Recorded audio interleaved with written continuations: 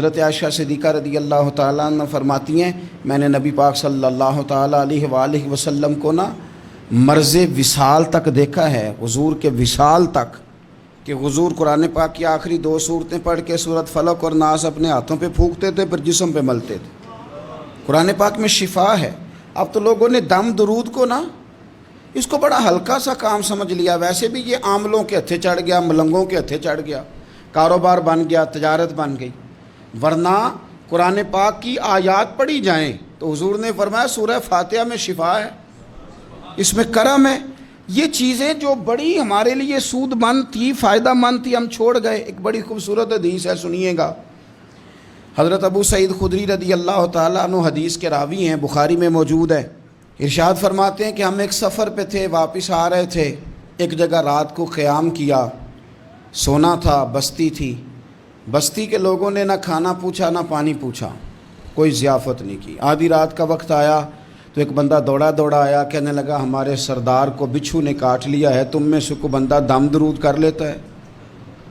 تو ایک صحابی کہنے لگے کر تو لیتے ہیں، پر تم نے چونکہ ہمیں کھانا پانی تک نہیں پوچھا، تم اگر دم کراؤ گے تو مفت نہیں کریں گے۔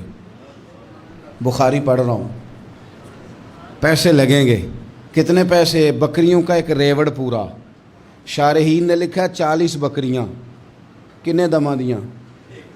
او بھائی اس سے کوئی بندہ جواز نہ لے کہ پیسے لینے جائز ہیں، اس سے جواز نہ حاصل کرے۔ آپ بات کو سمجھیں، پس منظر کیا ہے؟ پانی تک نہیں تم نے پوچھا۔ کچھ لوگوں کا علاج ہوتا ہے، انہوں نے کہا پیسے لیں گے دم کر دیں گے۔ صحابی نے کہا، حضرت ابو سعید خدری رضی اللہ تعالیٰ عنہ فرماتے ہیں وہ چونکہ تنگ تھے، بچھو کاٹ گیا، اور سردار کو کہا چل تو صحیح نا۔ وہ صحابی گئے، سورہ فاتحہ پڑھ کے دم کیا، اور حدیث بخاری سے میں آپ کو دکھاؤں گا۔ لوگ کہتے ہیں دم کدھر سے آ گیا؟ بخاری پڑھ رہا ہوں، صحیح بخاری۔ شفا تو اللہ نے دینی ہے نا، رب کریم نے شفا دے دی۔ بکریاں لے لیں، آ گئے جہاں آرام کر رہے تھے اس جگہ۔ صحابہ میں اختلاف ہو گیا، کچھ کہنے لگے بکریاں لینی چاہیے تھی، کچھ کہنے لگے نہیں لینی چاہیے تھی۔ حضرت ابو سعید خدری رضی اللہ تعالیٰ عنہ فرماتے ہیں پھر ہم نے فیصلہ کیا چپ کر کے سو جاؤ، صبح حضور کی بارگاہ میں جائیں گے۔